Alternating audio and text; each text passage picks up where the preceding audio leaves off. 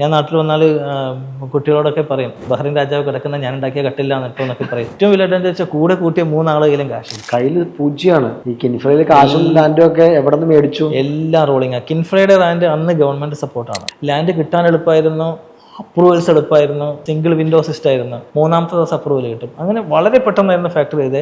ഭയങ്കര വലിയൊരു ഇൻവെസ്റ്റ്മെന്റ് ആണ്, വലിയൊരു ബാധ്യതയാണ്. ഭയങ്കര ബാധ്യതയായിരുന്നു.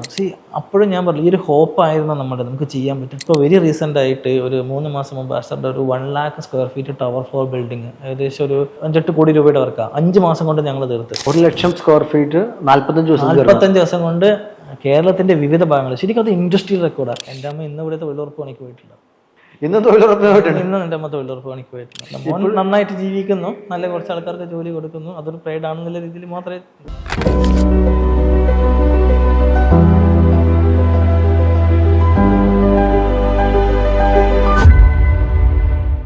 നമസ്കാരം, രംഗു കെ ഹരിദാസ്. സ്പാർക്കുള്ള പുതിയൊരു എപ്പിസോഡിലേക്ക് ഏവർക്കും സ്വാഗതം. ഇന്നത്തെ നമ്മുടെ അതിഥി ഒരല്പം പ്രശസ്തനായ വ്യക്തിയാണ്. കാരണം കാസർഗോഡ് മുതൽ തിരുവനന്തപുരം വരെയുള്ള ഹോസ്പിറ്റൽ രംഗത്ത് വർക്ക് ചെയ്യുന്ന എല്ലാവർക്കും അറിയാവുന്ന ഒരു വ്യക്തിയാണ്. ഹോസ്പിറ്റലിൻ്റെ എക്സ്പാൻഷൻ, റിനോവേഷൻ തുടങ്ങിയ മേഖലകളിൽ ഇത്രയധികം വർക്ക് ചെയ്യുന്ന മറ്റൊരാളുണ്ടോ എന്ന് സംശയമാണ്. കേരളത്തിൻ്റെ ഹോസ്പിറ്റൽ സ്പെഷ്യലിസ്റ്റ് എന്ന് വിളിക്കാം. നമസ്കാരം സിജേഷ്, സ്പാർക്കിൻ്റെ വേദിയിലേക്ക് സ്വാഗതം. നമസ്കാരം. സിജേഷ് ഹോസ്പിറ്റൽ രംഗത്താണ് ഏറ്റവും കൂടുതൽ ജോലി ചെയ്യുന്നതും, അല്ലെങ്കിൽ അതിൻ്റെ ഇൻറ്റീരിയർ എക്സ്പാൻഷൻ റിനോവേഷനൊക്കെയാണ് ചെയ്തത്. എങ്ങനെയാണ്, ഒരു ഹെൽത്ത് ബാക്ക്ഗ്രൗണ്ടിലുള്ള ഒരാളാണോ, എന്നിട്ടാണോ ആ മേഖലയിലേക്ക് വരുന്നത്? ഒരിക്കലുമില്ല. ഒരു ഹെൽത്ത് കെയർ അല്ലെങ്കിൽ ഒരു മെഡിക്കൽ ബാക്ക്ഗ്രൗണ്ട് ഉള്ള ഒരു ഫാമിലിയിൽ നിന്നോ അല്ലെങ്കിൽ ആ ഒരു മേഖലയിൽ നിന്നേ ആയിരുന്നില്ല ഇത് വന്നത്. Purely engineering ബാക്ക്ഗ്രൗണ്ടാണ്. 2008 ഒരു വിദ്യാഭ്യാസം കഴിയുന്നത്. അപ്പോൾ വളർന്നു വന്നതൊക്കെ ഒരു സാധാ ഒരു ഫാമിലിയിൽ തന്നെയാണ്. എവിടെയായിരുന്നു? തളിപ്പറമ്പ്, കണ്ണൂർ തളിപ്പറമ്പിൽ പരിയാരത്താണ്.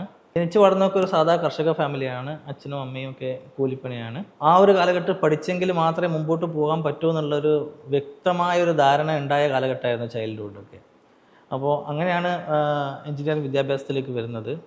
സോ 2008 വിദ്യാഭ്യാസം കഴിഞ്ഞ ഉടനെ തന്നെ ഒരു ക്യാമ്പസ് ഇൻ്റർവ്യൂ വഴി ശോഭ ഇൻറ്റീരിയേഴ്സ്, ബാംഗ്ലൂർ ബേസ്ഡ് മേനോൻ സാറിൻ്റെ ശോഭ ഇൻറ്റീരിയേഴ്സിലായിരുന്നു ആദ്യമായിട്ട് വർക്ക് ചെയ്യുന്നത്. ശരിക്കും ആദ്യമായിട്ട് വർക്ക് ചെയ്യുന്ന ഒരാൾക്ക് ശോഭ എന്ന് പറയുന്നത് അവരുടെ ഒരു ഓക്സ്ഫോർഡ് യൂണിവേഴ്സിറ്റിയാണ്. ശോഭയിൽ നിന്ന് കിട്ടുന്ന ഒരു എക്സ്പീരിയൻസ് എന്ന് പറഞ്ഞാൽ, കാരണം ശോഭയിലുള്ള ആൾക്കാർ ഒരു മെൻറ്ററിസം ഏറ്റവും കൂടുതൽ ഒരു പുതിയ വരുന്ന ഒരാൾക്കാർക്ക് യൂസ് ചെയ്യാൻ പറ്റുന്നത് ശോഭയിലാണ്. കാരണം എല്ലാവരും ലെജൻസാണ് അവിടെ വർക്ക് ചെയ്യുന്നത്, ഒത്തിരി എക്സ്പീരിയൻസിൽ. അപ്പോൾ ആ ശോഭയിൽ ഒരു കരിയർ സ്റ്റാർട്ട് ചെയ്യാൻ പറ്റിയത് എന്നുള്ളത് ഏറ്റവും നല്ലൊരു കാര്യമായിട്ടാണ്. 1.5 വർഷത്തോളം ശോഭയിൽ വർക്ക് ചെയ്തു. അതൊക്കെ പ്യൂർലി ഇൻറ്റീരിയർ വർക്ക് മാത്രമായിരുന്നു, സിവിൽ ഇൻറ്റീരിയർ വർക്ക് മാത്രമായിരുന്നു. അങ്ങനെ ഫ്രം ശോഭയിൽ നിന്ന് ദുബായിലേക്ക്. ശോഭ ദുബായ് അല്ല, വേറൊരു കമ്പനിയിലായിരുന്നു. പക്ഷെ അതിന് ഇൻ്റർവ്യൂ ചെന്നൈയിൽ നടന്നപ്പോൾ എനിക്ക് ഓർമ്മിക്കാൻ പറ്റിയത് എന്താണെന്ന് വെച്ചാൽ, ശോഭയിൽ വർക്ക് ചെയ്തുകൊണ്ടാണ് എനിക്ക് ആ ഇൻ്റർവ്യൂവിൽ പാസ് ചെയ്യാൻ പറ്റിയത്. അതിൽ ഒത്തിരി ഇൻ്റർവ്യൂ ചെയ്തെങ്കിലും അവരെന്നെ സെലക്ട് ചെയ്യാനുള്ള ക്രൈറ്റീരിയ നിങ്ങൾ ശോഭയിൽ വർക്ക് ചെയ്ത ആളാണോ എന്നുള്ളതായിരുന്നു. ഒരു ചോദ്യം കൂടെ ചോദിച്ചോട്ടെ, ശോഭയിൽ നിന്ന് ആദ്യത്തെ ശമ്പളം 8,000 രൂപയായിരുന്നു അന്നത്തെ ശമ്പളം, ടേക്ക് ഓൺ സാലറി. അപ്പോൾ അന്ന് ESI PF എല്ലാം കട്ട് ചെയ്ത് ഒരു 6,000 സംതിങ്ങോളം രൂപ നമുക്ക് കിട്ടും. ഏത് വർഷം? 2008. 2008. ഈ 6,500 ഭയങ്കര മൂല്യം, നമ്മൾ ആദ്യമായിട്ട് അധ്വാനിച്ച് നേടുന്ന ഒരു പണമാണ്, ആദ്യ ശമ്പളമാണ്. എന്താ അത് ചെയ്തത്? ആദ്യ ശമ്പളം അമ്മയുടെ കയ്യിൽ കൊണ്ട് കൊടുക്കുക എന്നുള്ളതാണ്. കാരണം എനിക്കിപ്പോൾ ഞാനത് ഓർമ്മിക്കുകയാണ്. ആദ്യം കിട്ടിയ ശമ്പളം എടുത്ത് അമ്മയുടെ കയ്യിൽ കൊണ്ട് കൊടുത്തപ്പോൾ ഒരു ഫീൽ എന്താ പറയുക, ഭയങ്കരമായിട്ടുള്ളൊരു ഫീലായിരുന്നു. അത് നമ്മൾക്കും പ്രൗഡാവുന്നതാണ്. നമ്മളെക്കാൾ ഉപരി അവർക്ക് പ്രൗഡാവുന്നത്, പാരൻസിനെ പ്രൗഡാവുന്നുള്ളത്. അപ്പോൾ ആദ്യ ശമ്പളം അമ്മയുടെ കയ്യിൽ കൊണ്ട് കൊടുക്കുക തന്നെയായിരുന്നു. പക്ഷേ എനിക്ക് എൻ്റെ ഭാഗ്യം തോന്നിയത്, എനിക്ക് വർക്ക് ചെയ്യാൻ പറ്റിയ കമ്പനികളിൽ എനിക്ക് കിട്ടിയ എക്സ്പോഷർ ചിലപ്പോൾ വേറെ ആർക്കും കിട്ടിയിട്ടുണ്ടാവില്ല. കാരണം ശോഭയിൽ നിന്ന് ദുബായ് പോയ എൻ്റെ first project Dubai world international എയർപോർട്ടാണ്. കാരണം വരുന്ന ഒരാൾക്ക് കിട്ടുന്ന ഫസ്റ്റ് പ്രോജക്റ്റാണ്. ഞാൻ ചെല്ലുമ്പോൾ ഇവിടെ ഒരു 10-600 ആൾക്കാർ നമ്മുടെ കമ്പനിയുടെ പണിക്കാരുണ്ടാവും. 10-30 എഞ്ചിനീയേഴ്സുള്ള ഒരു കൂട്ടത്തിലേക്കാണ് ഞാൻ വരുന്നത്. വലിയൊരു ലോകത്തിലാണ്. എനിക്ക് തോന്നുന്നു അങ്ങനത്തെ ആ ഒരു എക്സ്പോഷർ വാസ് ഭയങ്കരമായിരുന്നു. അത് കഴിഞ്ഞിട്ട് ദെൻ ബഹ്റിനിലേക്ക് പോകുമ്പോഴും ഞാൻ ചെയ്തത് രാജകൊട്ടാരങ്ങളുടെ വർക്കാണ്, ഫ്രഞ്ച് ഡിസൈനേഴ്സിൻ്റെ കൂടെ. അതൊരു ഭയങ്കരമായിട്ടുള്ള ഒരു ഓപ്പർച്യൂണിറ്റി ആയിരുന്നു. ഞാൻ നാട്ടിൽ വന്നാൽ കുട്ടികളോടൊക്കെ പറയും ബഹ്റിൻ രാജാവ് കിടക്കുന്ന ഞാൻ ഉണ്ടാക്കിയ കട്ടില്ല എന്നിട്ടോ എന്നൊക്കെ പറയും. അപ്പം അതൊക്കെ ആ ഒരു പ്രായത്തിലുള്ള എക്സ്പോഷർ എന്ന് പറഞ്ഞാൽ, നമ്മുടെ കൂടെ നിൽക്കുന്നത് ഫ്രഞ്ച് ആർക്കിടെക്ട്സ് എന്നൊക്കെ പറഞ്ഞാൽ കപ്പാസിറ്റി നമുക്ക് ബിയോണ്ട് ദ ലിമിറ്റാണ്. അപ്പം ആ ഒരു എക്സ്പീരിയൻസ് ഭയങ്കരമായിരുന്നു. അതിനുശേഷം ബഹ്റൈൻ കഴിഞ്ഞ് ദെൻ മസ്കറ്റിൽ പോകുമ്പോഴും വലിയൊരു കമ്പനിയിലാണ് വർക്ക് ചെയ്യാൻ പോകുന്നത്, വലിയൊരു MNC കമ്പനിയിലാണ്. സോ എൻ്റെ ഏറ്റവും വലിയ ലക്ക് എന്ന് ഞാൻ പറയുന്നത് എനിക്ക് വർക്ക് ചെയ്യാൻ സാധിച്ച കോർപ്പറേറ്റ് കമ്പനികളാണ്. അവിടുത്തെ എക്സ്പീരിയൻസ് ആണ് എൻ്റെ ഏറ്റവും വലിയൊരു ലക്ക് എന്ന് പറയുന്നത്. ഞാനൊരു പേഴ്സണൽ ചോദ്യം ചോദിക്കട്ടെ. ഇപ്പോൾ എയർപോർട്ട് സ്വപ്നം കാണുന്ന ഒരു വർക്കാണ്, ഒരാളും സ്വപ്നം കാണുന്ന വർക്കാണ്. അതിനേക്കാൾ സ്വപ്നം കാണുന്ന വർക്കാണ് രാജാവിൻ്റെ കൊട്ടാരം പണിയുക എന്നുള്ളത്. അപ്പോൾ ഇങ്ങനെ നോക്കുമ്പോൾ ഇതിൽ നിന്നൊക്കെ പഠിച്ച പാഠമുണ്ട് ഈ വർക്കുകളിലൊക്കെ പോയപ്പോൾ എന്തെങ്കിലും ഒരു സാധനം പഠിച്ചു കാണണമല്ലോ? അല്ല, ഞാൻ പറഞ്ഞ ഈ പറഞ്ഞ രണ്ട് രീതിയിലെ പ്രൊജക്റ്റിലും ടെക്നിക്കൽ ബ്രില്യൻസ് ആണ് ഇമ്പോർട്ടൻസ്. കാരണം നമ്മൾ എന്ത് പറഞ്ഞാലും രാജകൊട്ടാരത്തിലായാലും അല്ലെങ്കിൽ എയർപോർട്ടിലായാലും സാധാരണ രീതിയിൽ നമ്മൾ കണ്ടുവരുന്ന ഡിസൈൻസ് ആയിരിക്കില്ല, അല്ലെങ്കിൽ സ്പെസിഫിക്കേഷൻസ് ആയിരിക്കില്ല. അപ്പോൾ എനിക്ക് ഏറ്റവും കൂടുതൽ ത്രില്ല് വന്നത് ഇതിൻ്റെ ഡീറ്റെയിൽ പഠിക്കുക, ഇതിൻ്റെ ടെക്നിക്കൽ ബാക്ക്ഗ്രൗണ്ട് പഠിക്കുക എന്നുള്ളത്. അതൊരു ഭയങ്കര എക്സ്പീരിയൻസ് ആയിരുന്നു ആ സമയത്ത്. അതാണ് നമ്മുടെ ജീവിതത്തിലെ ഏറ്റവും വലിയ അസറ്റ് എന്ന് വേണമെങ്കിൽ. തീർച്ചയായും. അത് എത്ര വർഷം ഉണ്ടായിരുന്നു ആ വർക്കുകളെല്ലാം? ഞാനൊരു 5 വർഷത്തോളം ഗൾഫ് കൺട്രീസിൽ വർക്ക് ചെയ്തു. ദെൻ മസ്കറ്റിൽ ഞാൻ വർക്ക് ചെയ്യുന്ന സമയത്താണ് അവർ കൊച്ചിയിൽ കേരളത്തിലൊരു ഓപ്പറേഷൻസ് സ്റ്റാർട്ട് ചെയ്യണം എന്നുള്ള ഒരു പ്ലാനിലേക്ക് വരുന്നത്. അപ്പോൾ ഫ്രം മസ്കറ്റ് ടു കൊച്ചി ഞാനൊരു 3.5-4 വർഷത്തോളം ഷട്ടിലായിരുന്നു. അപ്പോൾ ആ 4 വർഷം കൊച്ചിയിൽ ഉണ്ടായിരുന്നപ്പോൾ തന്നെ എനിക്ക് നല്ലൊരു ബാക്ക്ഗ്രൗണ്ട് ക്രിയേറ്റ് ചെയ്യാൻ പറ്റി. ഇവിടെ ഒത്തിരി ആർക്കിടെക്റ്റുമായിട്ട് അസോസിയേറ്റ് ചെയ്യാൻ പറ്റി, വെണ്ടേഴ്സുമായിട്ട് അസോസിയേറ്റ് ചെയ്യാൻ പറ്റി. അതായത് നല്ലൊരു ടീമിനെ എനിക്ക് ബിൽഡ് ചെയ്യാൻ പറ്റി, കണക്ട് ചെയ്യാൻ പറ്റി. നമ്മുടെ മാർക്കറ്റ് നമ്മൾ പഠിക്കാൻ പറ്റി, മാർക്കറ്റിനെ പറ്റി. അങ്ങനെയാണ് ഒരു ബിസിനസ് സ്വന്തമായിട്ട് ചെയ്യാന്നുള്ളൊരു തോട്ട് വന്നത്. പഠിച്ച ഏരിയയിൽ മാത്രമേ ബിസിനസ് ചെയ്യാൻ പറ്റൂ. അപ്പോൾ ഇൻറ്റീരിയർ അല്ലെങ്കിൽ കൂടുതൽ ഈ കാർപ്പൻട്രി മേഖലകളിലൊരു ബിസിനസ് തുടങ്ങണം എന്നുള്ളൊരു തോട്ട് ഡെവലപ്പ് ചെയ്തു. അപ്പോൾ അങ്ങനെയാണ് ഞാൻ എൻ്റെ കൂടെ പഠിച്ച 3 കൂട്ടുകാരുണ്ടായിരുന്നു, ഷിജിൽ, ജോമോൻ, ജിതേഷ്. അപ്പോൾ ഞാൻ വിളിച്ചിട്ട് പറഞ്ഞു, എനിക്കിങ്ങനൊരു തോട്ടുണ്ട് കമ്പനി തുടങ്ങാൻ, എനിക്ക് നല്ല വിശ്വാസമുണ്ട് കാര്യങ്ങൾ. അപ്പോൾ ഞങ്ങൾ ഇരുന്ന് കുറേ ഡിസ്കസ് ചെയ്ത് അവർ ആദ്യം തന്നെ they ready to travel with me എന്നുള്ളതാണ്. നിങ്ങളുടെ വിഷൻ എന്താണ്, അതിനൊപ്പം ട്രാവൽ ചെയ്യാൻ അവർ റെഡിയാണ്. ആ ഒരു ധൈര്യം കൂടി കിട്ടിയപ്പോഴേക്ക് തന്നെ പെട്ടെന്ന് ഞങ്ങളൊരു ക്യാപ്ചർ എന്നുള്ള രീതിയിലൊരു ഇൻറ്റീരിയർ ആർക്കിടെക്ചർ ഫേം സ്റ്റാർട്ട് ചെയ്തു. ക്യാപ്ചർ എന്താ അതിൻ്റെ അർത്ഥം എന്താണ്? നേടിയെടുക്കുക എന്നുള്ളതാണ് അതിൻ്റെ ഒരു കൺസെപ്റ്റ് ഉണ്ടായത്. കാരണം വെച്ചാൽ ഒന്നുമില്ല, ബേസില്ല, 0 ലെവലില്ല. ഈവൻ ഫിനാൻഷ്യൽ ഇപ്പോൾ ഇത്രയും നാൾ വർക്ക് ചെയ്തിട്ടുണ്ടെങ്കിലും നമുക്ക് ഫിനാൻഷ്യൽ ബാക്കപ്പ് ഉണ്ടാക്കാനൊന്നും പറ്റിയില്ല. അപ്പോൾ ഒന്നും ഉണ്ടാക്കിയെന്ന് വെച്ചാൽ ഒന്നും ഉണ്ടായിരുന്നില്ലല്ലോ. അപ്പോൾ അതുണ്ടാക്കാൻ തന്നെ ഈ 5 വർഷം വർക്ക് ചെയ്തതിനെ കൊണ്ട് നമുക്കൊന്നും ഉണ്ടാക്കാൻ പറ്റില്ല. കാരണം എല്ലാം വലിയ ഹൈലി പെയ്ഡ് സാലറികളൊന്നും ആയിരുന്നില്ല. അപ്പോൾ ഒരു ബേസ് സെറ്റ് ചെയ്യാൻ പറ്റി. നമ്മുടെ വീടൊക്കെ ചെയ്യാൻ വേണ്ടി പറ്റി, ഫാമിലീനെ അപ്പനമ്മമാരൊന്ന് സെക്യൂർ ചെയ്യാൻ വേണ്ടിയിട്ടൊക്കെ പറ്റി. അതിൽ കവിഞ്ഞിട്ട് ഒരു സമ്പാദ്യം ഉണ്ടാക്കാനൊന്നും ഈ 5 വർഷമൊന്നും നമുക്ക് പോരാ. തീർച്ചയായിട്ടും ബിസിനസ് തുടങ്ങുന്നത് ശരിക്കും 0 ഇൻവെസ്റ്റ്മെൻറ്റിലാണ്. കയ്യിൽ കാശൊന്നുമില്ല, ഒരു കാശുമില്ല. ഏറ്റവും വലിയ അഡ്വാൻറ്റേജ് വെച്ചാൽ കൂടെ കൂട്ടിയ 3 ആളെ കയ്യിലും കാശില്ല. അതൊരു നല്ലൊരു സംഭവമായിരുന്നു. അപ്പം ആകെയുള്ള ഇതിൻ്റെ ഒരു ഇൻവെസ്റ്റ്മെൻറ്റ് പറഞ്ഞാൽ ഈ എൻ്റേതായാലും ഈ 3 ആൾക്കാരുടെ ആയാലും, പിന്നെ അതുപോലെ തന്നെ ഞങ്ങളുടെ കൂടെ വർക്ക് ചെയ്ത് ഗ്രൗണ്ട് ലെവലിൽ വർക്ക് ചെയ്ത മഹേഷ്, അദ്ദേഹം നല്ല ടെക്നിക്കൽ നോളജാണ്, അദ്ദേഹത്തിനെയും കൂടെ കൂട്ടി. കാരണം ഒരു ടീം വേണം. ഈ ടീമിനെ എടുക്കാൻ എന്തെങ്കിലും മാനദണ്ഡം? സുഹൃത്തുക്കളായി എന്നുള്ളത് മാത്രമായിരുന്നു മാനദണ്ഡം? ആയിരുന്നില്ല, ഒരിക്കലും അല്ല. കാരണം ഈ ടീമിൽ നല്ല സെലക്റ്റീവായിട്ടായിരുന്നു ഞാനത്. അങ്ങനെ ഒത്തിരി സുഹൃത്തുക്കളുണ്ട്. അതിൽ നിന്ന് ഇവരെ പിക്ക് ചെയ്യാനുള്ള കാരണം എന്ന് വെച്ചാൽ ഇതിൽ ഓരോരാളും ഓരോന്നിൽ എക്സ്പേർട്ടാണ്. ഇപ്പം ഞാൻ ജോമോനാണെങ്കിൽ ജോമോന് പറ്റിയ ഏരിയയുണ്ട്, ജിതേഷിനെ പറ്റിയ ഏരിയയിൽ ജിതേഷ് എക്സ്പേർട്ട്. ഇതെനിക്ക് നന്നായിട്ട് അറിയാം. അപ്പോൾ ആ എക്സ്പേർട്സിനെയാണ് ഞാൻ എടുത്തിരിക്കുന്നത്. അവരുടെ അറിവാണ് നമ്മുടെ കമ്പനിയുടെ മൂലധനം എന്ന് പറയുന്നത്. കാരണം അല്ലാതെ ഇപ്പോൾ അവരെ സംബന്ധിച്ചിടത്തോളം എന്നെ സംബന്ധിച്ചിടത്തോളം ഫിനാൻസ് ഇൻവെസ്റ്റ് ചെയ്യാൻ പറ്റില്ല. അപ്പോൾ ഇൻവെസ്റ്റ് ചെയ്യണമെങ്കിൽ അവരുടെ സ്പെഷ്യാലിറ്റീസ്, അവരുടെ എക്സ്പെർട്ടീസ് ആയിരുന്നു ഞാൻ ഇൻവെസ്റ്റ്മെൻ്റ് ആയിട്ട് വാങ്ങിയിട്ടുണ്ടായത്. അപ്പോൾ ആദ്യ കാലഘട്ടത്തൊക്കെ ഭയങ്കര ബുദ്ധിമുട്ടായിരുന്നു വർക്ക് കിട്ടുക എന്നുള്ളത്. വർക്ക് കിട്ടുകയെന്ന് വെച്ചാൽ ഞാൻ നേരത്തെ പറഞ്ഞ പോലെ തന്നെ ഒരു ബാക്ക്ഗ്രൗണ്ട് ഒരു മാർക്കറ്റിൽ അറിയപ്പെടുന്നത് കൊണ്ട് ആൾക്കാർക്ക് വർക്ക് ചെയ്യാൻ റെഡിയായിരുന്നു. പക്ഷെ കൂടുതൽ ഈ കാർപ്പൻട്രി വർക്കുകളൊക്കെ ചെയ്യുന്നുണ്ട്. ഫാക്ടറി എന്നുള്ളൊരു കൺസെപ്റ്റ് അവിടെ വേണം, ഫാക്ടറി ആയിട്ട് വേണം. പിന്നെ ഞാനും ഈ പറയുന്ന രീതിയിൽ പുറത്ത് വർക്ക് ചെയ്ത് വന്നുകൊണ്ട് ക്വാളിറ്റി ആയിട്ട് വർക്ക് ചെയ്ത് വന്ന ആൾക്കാരാണ്. തട്ടിക്കൂട്ടി ചെയ്യാന്ന് പറഞ്ഞത് നമുക്ക് മനസ്സിനൊരു സന്തോഷം. അപ്പോൾ അങ്ങനെ ഈ ഫാക്ടറി ഇല്ല എന്നുള്ളത് ഭയങ്കരമായൊരു അപര്യാപ്തതയായിരുന്നു. ആ സമയത്താണ് നമുക്ക് ഈ ഓബൈ താമര, ട്രിവാൻഡ്രത്ത് ഓബൈ താമരയുടെയൊക്കെ വർക്ക് കിട്ടുന്നത്. 5 സ്റ്റാർ ഹോട്ടലിൻ്റെ വർക്കാണ്. വർക്കിന് പന്നല്ല, നമ്മൾക്ക് ടെക്നിക്കലി അവരെ ബീറ്റ് ചെയ്യും. ഇപ്പോൾ ഒരു ക്ലയൻറ്റുമായിട്ട് സംസാരിക്കുമ്പം അവരോട് ടെക്നിക്കലി സംസാരിച്ചിട്ട് ആ വർക്ക് എടുക്കാനുള്ള കോൺഫിഡൻസ് കൊടുക്കാൻ പറ്റുന്നുണ്ട്. ക്ലയൻറ്റിനെ സംബന്ധിച്ചിടത്തോളം അതാണ് അവർ ആദ്യം നോക്കുന്നത്. ഇവന് പണി അറിയുമോ എന്ന്. ഇവന് പണി അറിയോ, ഇവന് ഈ ഡ്രോയിങ്സിൻ്റെ കാര്യങ്ങൾ, അപ്പം നമ്മൾ അതിലൊക്കെ നമ്മുടെ എക്സ്പേർട്ടായിരുന്നു. പക്ഷെ അത് കഴിഞ്ഞിട്ട് ഞങ്ങൾക്ക് ഈ ഫാക്ടറി ഇല്ലാതെ വന്നപ്പോൾ ഞങ്ങൾ എന്ത് ചെയ്തു വെച്ചാൽ, കളമശ്ശേരിയാണ് നമ്മൾ സ്റ്റേഷൻ ചെയ്തത്. കളമശ്ശേരിയിലും ആയിട്ടൊരു ഫാക്ടറി റെൻ്റൊക്കെ ചെയ്തിട്ട് വർക്ക് ചെയ്യാമെന്ന് വെച്ചു. അപ്പോൾ കളമശ്ശേരിയിലൊന്നും നമുക്കതിൻ്റെ ഒരു പ്രൊവിഷൻ കിട്ടുന്നില്ല. അപ്പം ഞങ്ങൾക്ക് മാളയിലൊരു ഫാക്ടറി, ഒരു സുഹൃത്തിൻ്റെ ഫാക്ടറി ദൂരെയാണ്, ഒത്തിരി ഉള്ളിലാണ്. ഇവിടെ നിന്ന് 1.5-2 മണിക്കൂറൊക്കെ വണ്ടി ഓടിച്ച് രാവിലെ പോയി. പക്ഷേ ഒരു 2 മാസം കഴിയുമ്പോഴും അതൊക്കെ ഒരു ബേസിക് ആയിട്ടുള്ളൊരു മിഷനറീസ് മാത്രമേ അവിടെ ഉണ്ടായിരുന്നുള്ളൂ. നമ്മുടെ ക്വാളിറ്റി മീറ്റ് ചെയ്യുന്നില്ല. അപ്പോൾ ഞങ്ങൾക്ക് ചെയ്ത ശേഷം ഒരു സംതൃപ്തി കിട്ടുന്നില്ല. ക്ലയൻസിന് തന്നെ ഒരു കുറ്റം പറയുന്ന രീതിയിലേക്ക് അത് വരുമെന്നില്ല പേടി. പറയണതൊന്ന് ചെയ്യുന്നതൊന്ന് വേറെ എന്നുള്ളൊരു. അപ്പോൾ നമുക്ക് മനസ്സിലായി ഫാക്ടറി മസ്റ്റാണ്. കാരണം ഈ ഒരു ബിസിനസ്സായിട്ട് മുമ്പോട്ട് പോകണമെങ്കിൽ, അല്ലെങ്കിൽ ക്വാളിറ്റി അല്ലെങ്കിൽ ടൈമിലി ഡെലിവർ ചെയ്യണമെന്നുണ്ടെങ്കിൽ ഫാക്ടറി മസ്റ്റാണ്. ശരിക്കും ഞങ്ങൾ 1.5 വർഷം എടുത്തു ഒരു ഫാക്ടറി സ്വന്തമായി സെറ്റ് ചെയ്യാൻ. അത് തന്നെ ഞങ്ങളുടെ നാട്ടിൽ തളിപ്പറമ്പിൽ കിൻഫ്രയിൽ ഒരു ഇൻഡസ്ട്രിയൽ ഏരിയയിൽ നിങ്ങൾ ലാൻഡ് വാങ്ങിച്ച് 15,000 സ്ക്വയർ ഫീറ്റുള്ളൊരു ഫാക്ടറി, നല്ല മിഷനറീസോട് ഒന്ന് ചോദിച്ചോട്ടെ, കയ്യിൽ പൂജ്യമാണ്. ഈ കിൻഫ്രയിൽ കാശും ലാൻഡും ഒക്കെ എവിടെ നിന്ന് മേടിച്ചു? എല്ലാം റോളിങ്. കിൻഫ്രയുടെ ലാൻഡ് അന്ന് ഗവൺമെൻറ് സപ്പോർട്ടാണ്, ഹൈലി. സോ ആ ഒരു സമയത്ത് ലാൻഡ് കിട്ടാൻ എളുപ്പമായിരുന്നു, അപ്രൂവൽസ് എളുപ്പമായിരുന്നു, സിംഗിൾ വിൻഡോ സിസ്റ്റം ആയിരുന്നു. 3ാമത്തെ ദിവസം അപ്രൂവൽ കിട്ടും. അങ്ങനെ വളരെ പെട്ടെന്നായിരുന്നു ഫാക്ടറി ചെയ്തത്. മിഷനറികളൊക്കെ ശരിക്കും പറഞ്ഞാൽ കടം വാങ്ങുമായിരുന്നു. ഒരുപാട് ആൾക്കാർ സഹായിച്ചു. ഏറ്റവും കൂടുതൽ സഹായിച്ച വെണ്ടേഴ്സൊക്കെയാണ് മെറ്റീരിയലൊക്കെ തരാൻ. പക്ഷേ അവർക്ക് നല്ല ഹോപ്പ് ഉണ്ടായിരുന്നു, ഇവന്മാർ റെഡിയാകാം എന്നുള്ളൊരു ഹോപ്പാണ് അവർക്ക് നമ്മൾക്ക് കടം തരാനൊക്കെ ഹെൽപ്പ് ചെയ്തത്. അതായത് ആൾക്കാർക്ക് നമ്മൾ രക്ഷപ്പെടുമെന്നൊരു തോന്നലുണ്ടായാൽ നമ്മുടെ കയ്യിൽ ഫണ്ട് വരും. തീർച്ചയായിട്ടും വരും. നമ്മളെ സഹായിക്കും ആൾക്കാർ. ഒരു വിശ്വാസം, ആ ഒരു കോൺഫിഡൻസ് അവരിലേക്ക് ഉണ്ടാക്കിയെടുക്കുന്നില്ല. അപ്പം അങ്ങനെ കിട്ടിയ പണം കൊണ്ടാണ് ഫാക്ടറി സെറ്റ് ചെയ്തത്. കുറച്ച് ലോണുകളും ഒക്കെ തയ്യാറാക്കി. എത്ര ഇൻവെസ്റ്റ്മെൻറ്റ് വന്നു? ഫാക്ടറിയുടെ എക്യൂപ്മെൻറ്റ് സൈഡ് മാത്രം 2 കോടി രൂപയുടെ എക്യൂപ്മെൻറ്റ്സ് മാത്രമുണ്ട്.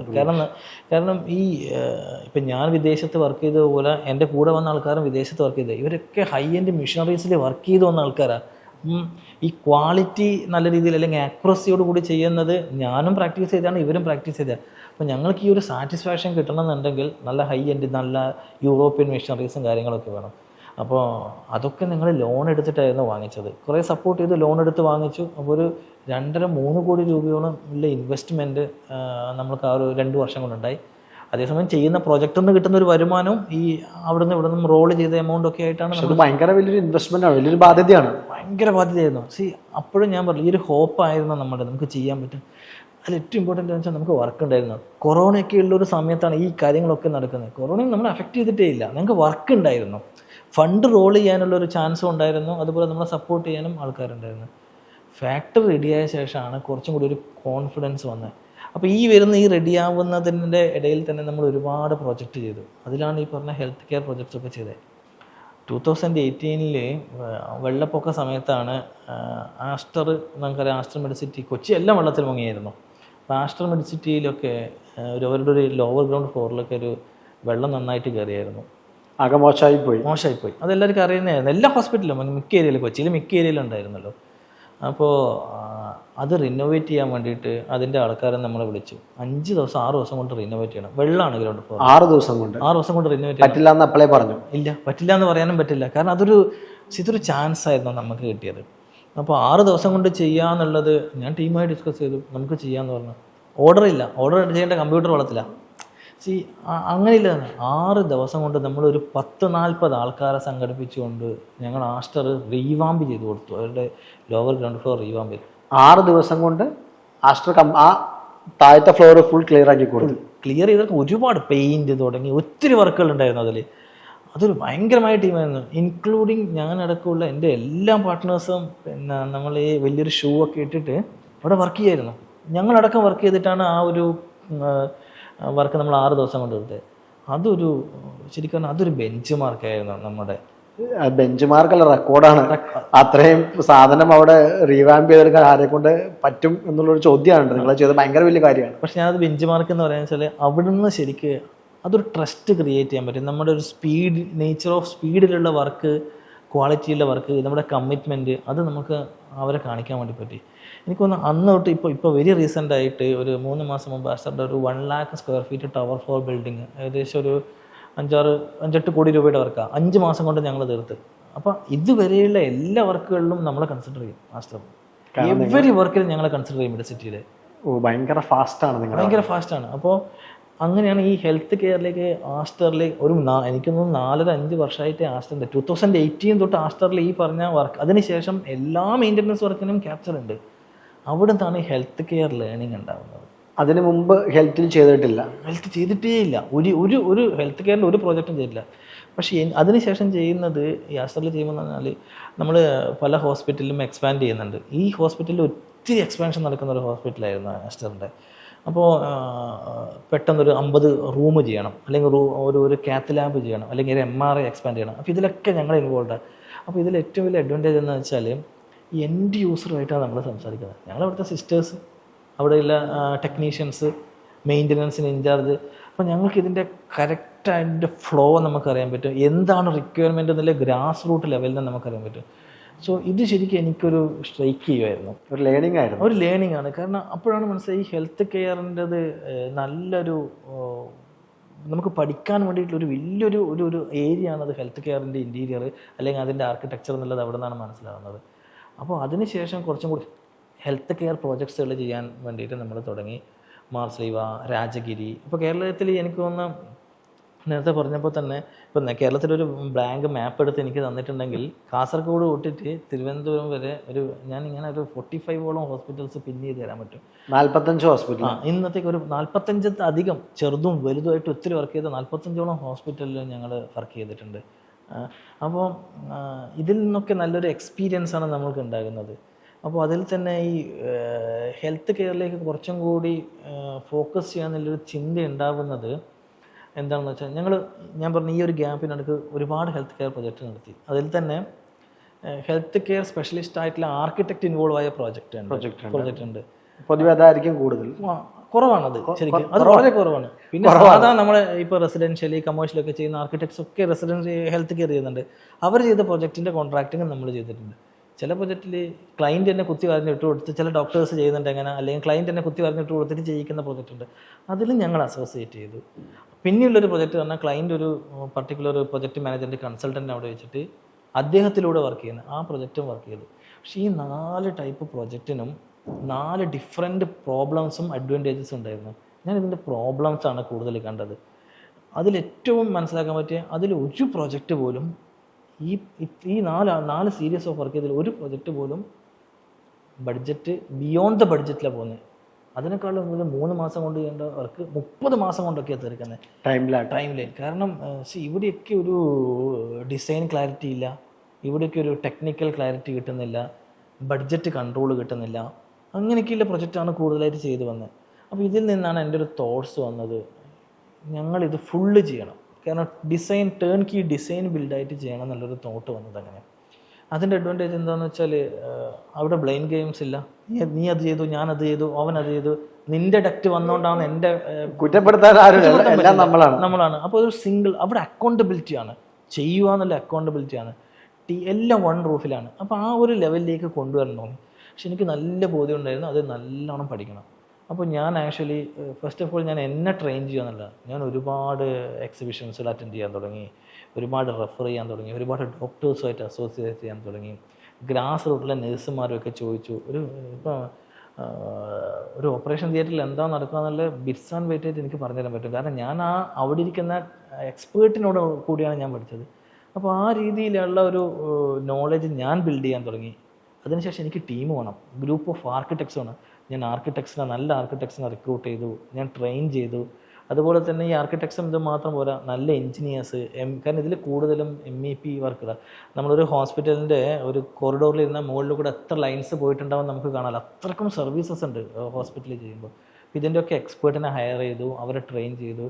ഇറ്റ് ടുക്ക് 2 years എനിക്ക് ഈ ഒരു ടീമിനെ സെറ്റ് ചെയ്യാൻ 2 വർഷം എടുത്തു. അതിനൊക്കെ ഞാൻ കുഞ്ഞു വർക്കുകൾ ചെയ്യുന്നുണ്ടെങ്കിലും സ്വന്തമായിട്ടൊരു ഹോസ്പിറ്റലിൽ ഫുള്ളായിട്ട് ചെയ്യാൻ വേണ്ടിയിട്ട് എക്സ്പെർട്ട് ആവാൻ എനിക്ക് 2 വർഷം എടുത്തു. ചുരുക്കി പറഞ്ഞിട്ടുണ്ടെങ്കിൽ ആദ്യം ഒരു പ്രശ്നം കണ്ടെത്തി, അതിനൊരു സൊല്യൂഷൻ കണ്ടെത്തി, ആ സൊല്യൂഷൻ ഡെവലപ്പ് ചെയ്യാൻ അതിൻ്റെ സൊല്യൂഷൻ ചെയ്യാൻ വേണ്ടി ഒരു ടീമിനെ ഡെവലപ്പ് ചെയ്തു. ഒരു 2 വർഷത്തെ ഒരു പ്രോസസ്സാണ് ഇന്ന് കാണുന്ന. തീർച്ചയായും. അതിനുശേഷമാണ് മലപ്പുറത്തൊരു പ്രോജക്റ്റ് വരുന്നത്. അതൊരു 75,000 സ്ക്വയർ ഫീറ്റ് സബൈൻ ഹോസ്പിറ്റലിൻ്റെ ഒരു പ്രൊജക്റ്റ്. അതൊരു ലോങ് ലീസ് ബിൽഡിംഗ് ഏറ്റെടുത്തിട്ട് അതിനെ ട്രാൻസ്ഫോർമേഷൻ ചെയ്യുന്നതായിരുന്നു. ക്ലയൻറ്റ് 4 മാസമാണ് ടൈമാണ്. ഒരാൾക്ക് 4 മാസം കൊണ്ട് ചെയ്യാൻ പറ്റില്ല. അപ്പോൾ കാരണം വെച്ചാൽ ക്ലയൻറ്റിന് അതിന് മുമ്പ് ക്ലയൻറ്റ് കുറേ ആൾക്കാരായിട്ട് അസോസിയേറ്റ് ചെയ്തു, ഡിസൈൻ ചെയ്തിട്ടൊക്കെ അവർ ഇതേ ഒരു 3 മാസത്തോളം ക്ലയൻറ്റ് വേസ്റ്റ് ചെയ്തു. അപ്പോൾ അവർക്ക് 4 മാസം കൊണ്ട് ഇത് ചെയ്യണം. ഞാനത് ഏറ്റെടുത്തു, 4 മാസം കൊണ്ട് ചെയ്യാമെന്ന്. 3 മാസവും 15 ദിവസവും കഴിയുമ്പോൾ അതിൻ്റെ സോഫ്റ്റ് ഓപ്പണിങ്ങും 4 മാസം 15 ദിവസം കഴിയുമ്പോൾ അതിൻ്റെ ഇനാഗുറേഷനും നടന്നു. എൻ്റെ വർക്ക് ഓൺ ടൈം തീർത്തു. ക്ലയൻറ്റ് ഇറ്റ് സെൽഫ് ഇനാഗുറേഷൻ വേദിയിൽ വെച്ചിട്ട് ഈ ഒരു കാര്യം പറയുകയാണ്, ഞങ്ങൾ തീർത്തതിനെ കഴിച്ച് പേരെടുത്ത് പറഞ്ഞ് പ്രശംസിച്ച്. അത് കുറച്ചും കൂടി ഭയങ്കരമായിട്ട് ഞങ്ങൾ എന്താ പറയുക, ഒരു മൈലേജായി കുറച്ചും കൂടി അഗ്രസീവ് ആവാൻ വേണ്ടി ചോദിച്ചു. ഇതേ ക്ലയൻറ്റിൻ്റെ 5ാമത്തെ പ്രൊജക്റ്റ് ഇപ്പം ഞങ്ങൾ ചെയ്യുന്നത്. അതും ഈ ഷോർട്ട് സ്പെൻ 6 മാസത്തിനുള്ളിലാണ് 5ാമത്തെ പ്രൊജക്റ്റ് ചെയ്യുന്നത്.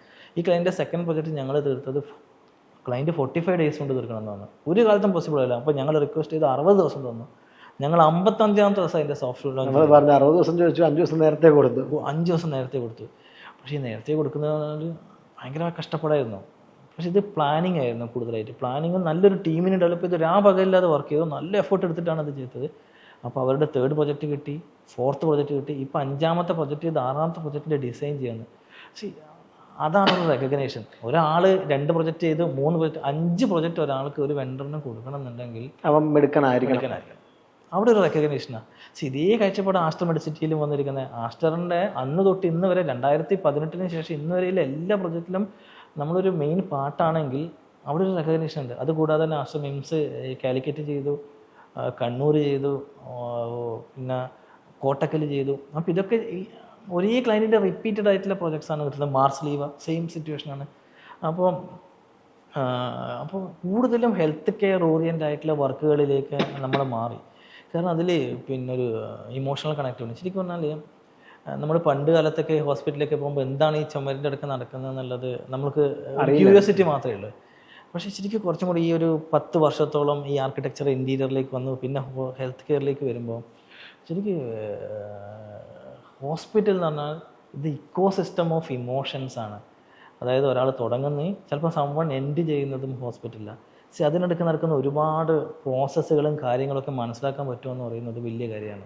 പിന്നെ അതിനേക്കാൾ ഉപരി നമ്മൾ ചിന്തിക്കുന്നത് വെച്ചാൽ ശരിക്കും നമ്മൾ എല്ലാവരും പേഷ്യൻറ്റിൻ്റെ സെൻട്രിക്ക് അത് ചെയ്യണം ഇത് ചെയ്യണം എന്ന് പറഞ്ഞിട്ടാണ് ക്ലയൻറ്റിനോട് സംസാരിക്കുന്നത്. ശരിക്കും ഈ ഹ്യൂമൻസിനെ ഹീൽ ചെയ്യുന്ന ആൾക്കാരും ഡിസർവ് ചെയ്യുന്നുണ്ട് നല്ലൊരു പ്ലേസ് ഓഫ് വർക്ക്. നമ്മൾ സോഫ്റ്റ്വെയർ ചെയ്യുന്നവർക്ക് നല്ല പ്ലേസ് ഓഫ് വർക്കും കാര്യങ്ങളൊക്കെ ഉണ്ട്. നിങ്ങൾ പലപ്പോഴും ശ്രദ്ധിച്ചാൽ മതി, ഈ ഹെൽത്ത് കെയറിൽ ശരിക്കും ഇരുന്ന് സംസാരിക്കാൻ പറ്റുക അല്ലെങ്കിൽ ഒരു വാഷ്റൂമിൽ പോകാൻ ഏരിയ കൂടി ഹെൽത്ത് നഴ്സുമാർക്കോ അല്ലെങ്കിൽ സപ്പോർട്ടിങ് സ്റ്റാഫിനോ ഇല്ല. അപ്പോൾ അവർ deserve a better place to work. അപ്പോൾ ഞങ്ങളുടെ കാഴ്ചപ്പാട് അങ്ങനെയാണ്. ആ രീതിയിലേക്കുള്ള ഹെൽത്ത് കെയർ ഡിസൈൻസ് കൊണ്ടുവരണം എന്നാണ്. അങ്ങനെയാണ് ഇപ്പോൾ കൂടുതൽ ഹെൽത്ത് കെയർ ആണ് നമ്മുടെ. ഈ ആശുപത്രികളുടെ കാര്യം പറയുമ്പോൾ നമ്മൾ ഒരുപാട് ആശുപത്രിയിൽ പോകാറുണ്ട്. പല ആശുപത്രികളിലും ഫീസ് ഒന്നാണ്. ചിലപ്പോൾ റൂമിന് 3000 രൂപ ചാർജ് ചെയ്യുന്നുണ്ടാകും. സാധാരണ ഒരു 1 സ്റ്റാർ കാറ്റഗറി റൂം പോലും ആയിരിക്കില്ല. ഈ ഹോസ്പിറ്റലുകളൊക്കെ റീവാമ്പ് ചെയ്യേണ്ടത് ഒരു ആവശ്യകതയാണോ? എന്താ നിങ്ങൾക്ക് തോന്നുന്നത്? എസ്പെഷ്യലി കേരളത്തിൽ. കാരണം കേരളത്തിൽ ഒരു സെറ്റ് ഇപ്പം പുതിയതായിട്ട് വരുന്ന ഒരു സെറ്റ് ഓഫ് ഹോസ്പിറ്റൽ നല്ല രീതിയിൽ വരുന്നുണ്ട്. പക്ഷേ ഒരു സെറ്റ് ഓഫ് ഹോസ്പിറ്റൽ എന്ന് പറഞ്ഞാൽ വളരെ പഴയ രീതിയിലാണ് വർക്ക് ചെയ്യുന്നത്. അടിസ്ഥാന സൗകര്യം പോലും ഇല്ലാത്ത ഹോസ്പിറ്റൽസ് കേരളത്തിലുണ്ട്. അതിൻ്റെയൊക്കെ റീവാമ്പ് ചെയ്യേണ്ട ടൈം അതിക്രമിച്ചു എന്നേ പറയാൻ പറ്റുള്ളൂ. നോട്ട് ഓൺലി ഫെസിലിറ്റി, എക്യുപ്മെൻറ്റ് വൈസായാലും എല്ലാം എനിക്ക് തോന്നുന്നത് അത് എത്രയോ മുമ്പേ ചെയ്യേണ്ട കാര്യമാണ്. റിനോവേഷൻസ് അത് ചെയ്യേണ്ടതാണ്, പക്ഷെ ചെയ്യുന്നില്ല എന്ന് എനിക്കും തോന്നിയിട്ടില്ല. അതുകൊണ്ടാണ് ഞാൻ ചോദിക്കാൻ കാരണം. ഹോസ്പിറ്റൽ പ്രൊജക്റ്റുകൾ ചെയ്യുന്നത് എനിക്കറിയാം. ഞാൻ വളരെ അടുത്താണ് നടന്നത്. സൈലം, ലക്ഷ്യ ഇങ്ങനെയുള്ള പ്രൊജക്റ്റുകളൊക്കെ ചെയ്തിട്ടുണ്ട്. അതിൻ്റെയൊക്കെ ഇപ്പോഴും കണ്ടിന്യൂ ചെയ്യുന്ന പ്രൊജക്റ്റുകളും ഉണ്ട് എന്നറിഞ്ഞു.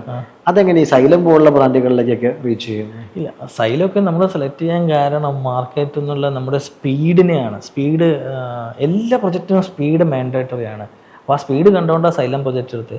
സൈലത്തിൻ്റെ 6 സെൻറ്റേഴ്സ് കേരളത്തിൽ, ഒന്ന് നെയ്യാറ്റിക്കരയാണ്, ഒന്ന് കണ്ണൂരാണ്. അപ്പോൾ 6 സെൻറ്റേഴ്സ് ഒരു ദിവസം മാർച്ച് 20 എന്നുള്ള ദിവസം ഇവിടെ ഇനാഗുറേഷൻ ചെയ്തിട്ടുണ്ടായിരുന്നു. അപ്പോൾ ഈ 6 സെൻറ്റേഴ്സും 45 ഡേയ്സ് കൊണ്ടാണ് തീർത്തത്. ഒരു സ്ക്വയർ ഫീറ്റ് ഒരു സെൻറ്റർ 15,000 മിനിമം ഒരു 15,000 സ്ക്വയർ ഫീറ്റ് വരും.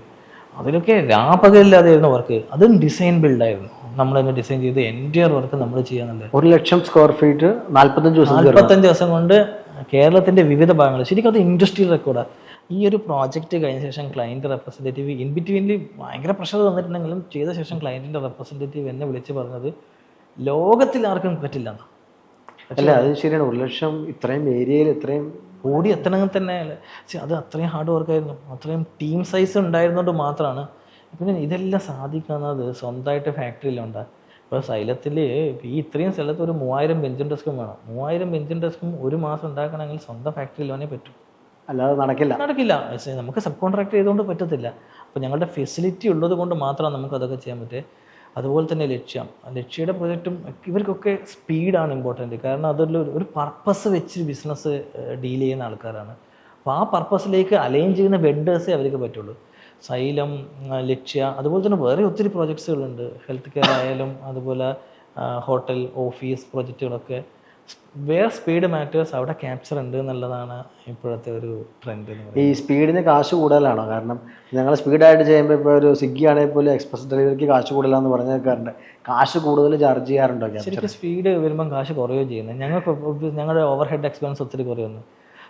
അങ്ങനെ ഒരു ഹൈ പെയ്ഡ് ആയിട്ടുള്ള ഒരു പിന്നെ ആർക്കിടെക്ചറൽ ഫേം അല്ല ക്യാപ്ചർ. കൂടുതലും ഞങ്ങൾ ക്ലയൻറ്റിൻ്റെ പർപ്പസിനെ ഒന്നിച്ച് ട്രാവൽ ചെയ്യുക എന്നുള്ളതാണ് ഞങ്ങളുടെ ലക്ഷ്യം. അപ്പോൾ ബഡ്ജറ്റ് ഫ്രണ്ട്ലി ആണ് ശരിക്കും ക്യാപ്ചർ. ബഡ്ജറ്റ് സേവിങ്സ് ആണ്. 3 മാസം കൊണ്ട് 30 മാസം കൊണ്ടാണ് അവർ ചില 3 മാസം പ്ലാൻ ചെയ്ത് 30 മാസം കൊണ്ട് ചില ആൾക്കാർ തുടങ്ങുന്നത്. 3 മാസം ഉള്ളത് 3.5 മാസം കൊണ്ട് തുടങ്ങുമ്പോൾ ആ റവന്യൂ ഗെയിൻ തന്നെ ഒബ്വിയസ്ലി അവരെ സംബന്ധിച്ചിടത്തോളം വലിയൊരു ലാഭമാണ്. അതാണ് അവരുടെ പർപ്പസും, അതാണ് ഞങ്ങളെ മീറ്റ് ചെയ്യുന്നത്. ഒരുപാട് ഇൻറ്റീരിയർ ഡിസൈനിങ് സ്ഥാപനങ്ങളുണ്ട്. ഹോസ്പിറ്റലിൽ അധികം ആൾക്കാരൊന്നുമില്ല. ഹോസ്പിറ്റലിൻ്റെ ഡീറ്റെയിലിംഗ് അറിയാവുന്ന ആൾക്കാർ വളരെ ലിമിറ്റഡ് ഉള്ളൂ എന്നാണ് എനിക്ക് തോന്നുന്നത്. പക്ഷേ മറ്റ് മേഖലകളിൽ ഇൻറ്റീരിയർ ചെയ്യുന്ന ഒരുപാട് ആൾക്കാരുണ്ട്. ഹോസ്പിറ്റലിൽ മേ ബി കുറച്ച് പേരുണ്ടായേക്കാം. ഈ ഒരു കസ്റ്റമർ എവിടെയാണ് പറ്റിക്കപ്പെടുന്നത്? ഞാൻ സിറ്റുവേഷനെ കാണുന്നു. ഞാൻ നേരെ ഒരു വീടായിരിക്കാം, ചിലപ്പോൾ ഓഫീസായിരിക്കും, ഒരു സംഭവം ഞാൻ ഇൻറ്റീരിയർ ചെയ്യാൻ സജഷൻ ആയിരിക്കും. ഹോസ്പിറ്റലാണെന്ന് തന്നെ കരുതുക. എവിടെയാണ് എൻ്റെ ഫണ്ട് ലോസ് ആകുന്നത്? അതെങ്ങനെ നമുക്ക് ഒരു തടസ്സം വയ്ക്കാൻ പറ്റും? ഫണ്ട് പോകാതെ എങ്ങനെ ഒന്ന് സൂക്ഷിക്കാൻ പറ്റും? ഞാൻ പറയുന്നത് എല്ലാ ബിസിനസ്സിലും പറ്റിക്കപ്പെടുന്ന പോലെ ഇതിലും പറ്റിക്കാൻ ആൾക്കാരുണ്ടാവും. ഇതിൽ ഏറ്റവും ശ്രദ്ധിക്കേണ്ട കാര്യങ്ങളാണ്. കാരണം ഞങ്ങൾ ഈ 2008 തുടങ്ങുമ്പോൾ ആലുവ തൊട്ട് അരൂർ വരെ 350ഓളം ഇൻറ്റീരിയറിൻ്റെ ചെയ്യുന്ന ആൾക്കാരുണ്ടായിരുന്നു. ഞങ്ങൾ അന്നൊരു സർവേ നടത്തി. 300ഓളം ആൾക്കാർ ചെയ്യുന്നുണ്ട്. അപ്പോൾ ഈ 300ഓളം ആയുള്ള ആൾക്കാരെല്ലാവരും ഒരേ രീതിയിലായിരിക്കില്ല. എല്ലാ സെഗ്മെൻറ്റിലും പോലെ പറ്റിക്കൽ ഇതിലും കാണാം. ഞാൻ പറയുന്നത് ഈ ക്ലയൻസിനോട് അവർ ഒരു വെണ്ടറെ സെലക്ട് ചെയ്യുമ്പോൾ അവരെ പഠിക്കണം. അവരുടെ ഓഫീസിൽ പോകണം, അവരുടെ മാനുഫാക്ചറിങ് ഫെസിലിറ്റി കാണണം. ഞാൻ പറ്റിക്കുന്ന കാര്യമല്ല, പറ്റിക്കപ്പെടാതിരിക്കാൻ്റെ കാര്യം ഞാൻ പറയുന്നത്. ഇവന് മാനുഫാക്ചറിങ് ഫെസിലിറ്റി ഉണ്ടോ എന്ന് കണ്ട ശേഷം മാത്രമേ ഇവർക്ക്, അല്ലെങ്കിൽ ഇവർ ഫിനാൻഷ്യൽ കപ്പാസിറ്റി നോക്കണം. അവൻ ചെയ്തൊരു 4 പ്രോജക്റ്റ് ഉണ്ടെങ്കിൽ അവിടെ അന്വേഷിക്കണം. അന്വേഷിച്ചിട്ടേ വർക്ക് കൊടുക്കാൻ പാടുള്ളൂ. ഞാനതാ പറഞ്ഞത്. പറ്റിക്കപ്പെടുന്നുണ്ടാവും 100%. ഞാൻ പറ്റിക്കുന്നില്ല. അപ്പോൾ പറ്റിക്കപ്പെടുന്നുണ്ടാവും എന്നുള്ളത് കാരണം പറ്റിക്കപ്പെടാതിരിക്കണമെങ്കിൽ മുൻകരുതൽ ക്ലയൻറ്റിൻ്റെ സൈഡിൽ നിന്ന് എടുക്കേണ്ടത്. ഞാൻ പറയുന്ന ഒരു 2 പ്രോജക്റ്റ് അവൻ ചെയ്ത പ്രോജക്റ്റിലേക്ക് വിളിച്ച് ചോദിക്കുന്നു, ഇന്ന ആൾ ചെയ്ത പ്രോജക്റ്റ് എങ്ങനെയുണ്ടെന്ന് വെച്ചാൽ അവർക്ക് കിട്ടും. അല്ലെങ്കിൽ അവൻ്റെ മാനുഫാക്ചറിങ് ഫെസിലിറ്റി. ഇപ്പോൾ എല്ലാ ആൾക്കാരും പറയും എനിക്ക് കളമശ്ശേരിയിൽ മാനുഫാക്ചറിങ് ഫെസിലിറ്റി. കളമശ്ശേരിയിൽ ഒത്തിരി മാനുഫാക്ചറിങ് ഫെസിലിറ്റീസ് ഉണ്ട്, മാനുഫാക്ചറിങ് ഫെസിലിറ്റി ഉണ്ടെന്ന് പറയും. ആരും പോയി നോക്കില്ല. അവർ പോയി നോക്കണം, അവർ കാണണം. അത് ആൾക്കാർ അറിഞ്ഞുകൊണ്ട് പറ്റിക്കപ്പെടാൻ നിൽക്കരുത് എന്നുള്ളതാണ് ഇതിലത്തെ ഒരു വസ്തു. റെഫറൻസ് എടുക്കുക എന്നുള്ളത് നല്ല തീർച്ചയായും. ജീവിതത്തിൽ ഭയങ്കര സമ്പന്ന കുടുംബത്തിലൊന്നും അല്ല ജനിച്ചത്. സാധാരണ കുടുംബത്തിലാണ്. ദാരിദ്ര്യം അറിഞ്ഞിട്ടുണ്ട്, കഷ്ടപ്പാട് അറിഞ്ഞിട്ടുണ്ട്. ജീവിതത്തിൽ ഒരു സന്തോഷത്തിൻ്റെതായ നിമിഷം ആദ്യം ജോലി കിട്ടിയതാണോ, സംരംഭം തുടങ്ങിയതാണോ? എന്താ ജീവിതത്തിലെ മോസ്റ്റ് പ്രഷ്യസ് മൊമെന്റ് എന്നൊക്കെ പറയാം? അതിൽ എനിക്ക് ഇന്ന് എൻ്റെ കൂടെ 125 ആൾക്കാർ ഓൺ റോളിൽ വർക്ക് ചെയ്യുന്നുണ്ട്. 125 ആൾക്കാരാണ് ഓൺ റോളിൽ വർക്ക് ചെയ്യുന്നുണ്ട്. അല്ലാത്ത സബ് കോൺട്രാക്റ്റായിട്ട് 300-400 ആൾക്കാർ, ഒരു 400-500 ആൾക്കാർ ഒരു ആൾക്കാരിൻ്റെ കൂടെ ഡെയിലി വർക്ക് ചെയ്യുന്നുണ്ടാവും. അപ്പോൾ ഇതിൽ ഞാൻ ഫാക്ടറി തുടങ്ങിയത് എൻ്റെ നാട്ടിലായിരുന്നു, തളിപ്പറമ്പിലായിരുന്നു. അവിടെ ഇപ്പോൾ ഒരു 40-45 ആൾക്കാർ എൻ്റെ ഫാക്ടറിയിൽ റെഗുലറായിട്ട് വർക്ക് ചെയ്യുന്നുണ്ട്. അത് ഭയങ്കര എനിക്ക് ഇത്രയാൾ. കാരണം ഞാൻ എൻ്റെ വീട്ടിൽ എൻ്റെ അമ്മയോടൊക്കെ പറയുമ്പോൾ അമ്മയൊക്കെ പറയുന്നത് എന്താണ്, അല്ലെങ്കിൽ എൻ്റെ ചേട്ടന്മാർ പറയുന്നത്, നിങ്ങൾ ഈ ജോലി കൊടുക്കുന്നുണ്ട് ആൾക്കാരാണ്, പ്രത്യക്ഷമായിട്ടോ പരോക്ഷമായ ആൾക്കാരെ ഫീഡ് ചെയ്യുക എന്ന് പറയുന്നത് അതാണ് ഗ്രേറ്റ് തിങ്സ്. അല്ലാതെ എത്ര വളർന്നു, അത് ഇത്ര സ്ഥലങ്ങളിലുണ്ട്, അതൊന്നുമല്ല എൻ്റെ ഇമ്പോർട്ടൻസ്. ഇത്ര ആൾക്കാർക്ക് ജോലി കൊടുക്കാൻ പറ്റി എന്നുള്ളത് എന്നെ സംബന്ധിച്ചിടത്തോളം ഭയങ്കര ഒരു അഡ്വാൻറ്റേജ് തന്നെ. 125 ആൾക്കാർ പേറോളിലുണ്ട്. 125 ആൾക്കാർ പേറോൾ. എത്ര ടേൺ ഓവർ ഉണ്ട്? കഴിഞ്ഞ വർഷം 40 CR ചെയ്തു. ഈ വർഷങ്ങളിൽ എനിക്ക് ഒരു 100 CR നമ്മൾ അച്ചീവ് ചെയ്യുന്നുള്ളതാണ്. അത് ഇയർ എൻഡ് ആവുന്നതിന് മുമ്പേ തന്നെ അച്ചീവ് ചെയ്യാൻ പറ്റും എന്നുള്ളൊരു അത്രയും പ്രോജക്ട്സ് നമുക്ക് ഓൾറെഡി അവാർഡാണ്. ആ രീതിയിലുള്ള ഒരു ഡെവലപ്മെൻറ്റാണ് നമ്മൾ ചെയ്യുന്നത്. പിന്നെ അതുപോലെ തന്നെ ഈ ഹോസ്പിറ്റലിലൊരു ഞങ്ങൾ പുതിയൊരു ബ്രാൻഡ് ക്രിയേറ്റ് ചെയ്ത് ഹോസ്പിറ്റലിലേക്കുള്ള ഫർണിച്ചേഴ്സുകൾ, സ്റ്റെയിൻലെസ് സ്റ്റീൽ ഫർണിച്ചേഴ്സൊക്കെ ചെയ്യുന്നതിന് വേണ്ടിയിട്ടുള്ള ഒരു സാമ്പിളിങ്ങും കാര്യങ്ങളൊക്കെ നടക്കുമെന്ന് മോസ്റ്റ് പ്രോബബ്ലി ഒരു 6 മാസം കൊണ്ട് അങ്ങനെ ഒരു ബ്രാൻഡും ഹോസ്പിറ്റൽ ഹെൽത്ത് കെയർ ഫർണിച്ചറിലേക്കുള്ള ആ ഒരു ബ്രാൻഡിൻ്റെയും കൂടി വർക്ക് ഓൺലൈൻ നടന്നുകൊണ്ടിരിക്കുകയാണ്.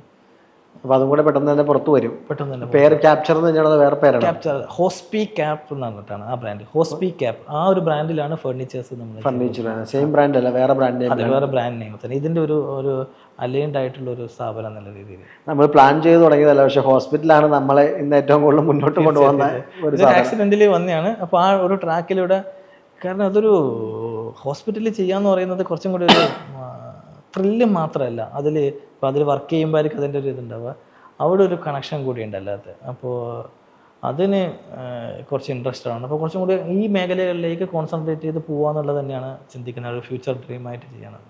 ഈ പറഞ്ഞിടത്തെല്ലാം വിജയിച്ച കഥയാണ് പറഞ്ഞേക്കണേ. ഈ തോറ്റു പോയിട്ടുണ്ടോ? ഈ സംരംഭം തുടങ്ങിയിട്ട് ഞാൻ തോറ്റുപോയി എന്നുള്ളൊരു ഫീൽ എവിടെയെങ്കിലും ഉണ്ടായിട്ടുണ്ടോ? ഇല്ല, ഒരുപാട് സ്ഥലങ്ങളിൽ. ഇപ്പോൾ ആദ്യ കാലത്ത്, ഇപ്പോൾ എനിക്ക് ഞാനൊരു 7-8 വർഷം മുമ്പാണ് ബിസിനസ് ചെയ്യുന്നത്. ഞാൻ ഒരുപാട് സെയിൽസിന് പോകുമായിരുന്നു. അപ്പോൾ സെയിൽസിന് പോകുമ്പം ആൾക്കാർക്ക് എനിക്ക് അവരെ മുമ്പിൽ എത്തിപ്പെട്ടാൽ മാത്രമേ എനിക്ക് സംസാരിച്ച് വീഴ്ത്താം, എൻ്റെ ടെക്നിക്കൽ നോളജ് എനിക്ക് പറയാൻ പറ്റൂ. എത്തിപ്പെടാൻ പറ്റാത്ത ഒരുപാട് സ്ഥലങ്ങളിൽ എനിക്ക് ഉണ്ടായിട്ടുണ്ട്. ഇപ്പോൾ ഒന്നാമത് കാണാൻ ഇത്തിരി ചെറിയ പയ്യനാണ്, എനിക്ക് നല്ല രീതിയിൽ അതൊക്കെ എഫക്റ്റ് ചെയ്തിട്ടുണ്ട്.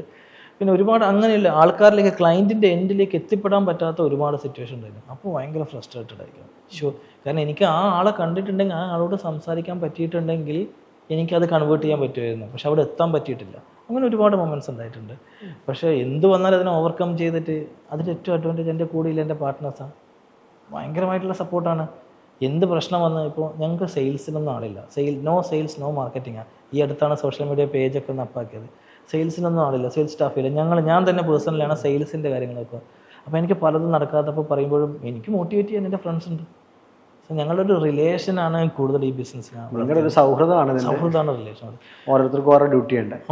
ഓരോരാൾക്കും ഓരോ ക്ലിയർ കട്ടായിട്ടുള്ള ഡ്യൂട്ടി ഉണ്ട്. ഇന്ന ആൾ ഇന്ന രീതിയിൽ ചെയ്യണം, ഇന്ന ആൾ ഈ രീതിയിൽ ചെയ്യണം.